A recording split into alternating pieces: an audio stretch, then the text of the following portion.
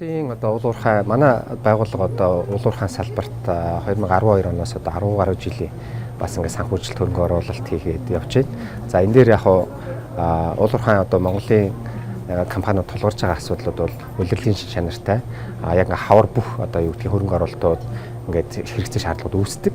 Энэ дээр зарим компаниуд нь санхүүгийн хөшүүрэггүйгээсээ болоод одоо техник хэрэгслээд төрөөсөө аваад тодорхой хугацаанд төрөөснийхаа дараа тэр төрөөс бол зардал болж хувирдаг байгууллагт. Одоо ер нь энэ хугацаанд ажиллаад байхад хуучин бол одоо юу гэдэг 10 гаруй жилийн өмнө одоо компаниуд маань ингээд юу гэдгийг тэзүү техник эдийн засгийн үндэслэл муутай ч гэдэг юм уу, судалгаа шинжилгээ багтай ч гэдэг юм уу энэ уул уурхайн салбар руу ордог байсан бол одоо бол компаниуд нь нэлээд бас сайжраад судалгаатай техник эдийн засгийн тооцоотой бас чадварчж байна. Энэ дээр тухайн санхүүгийн байгууллагууд нь тэр салбараа ойлгодог, салбарынхаа одоо юу гэдэг нь онцлогийг нь проблемуудыг нь мэддэг байх нь чухал байгаа.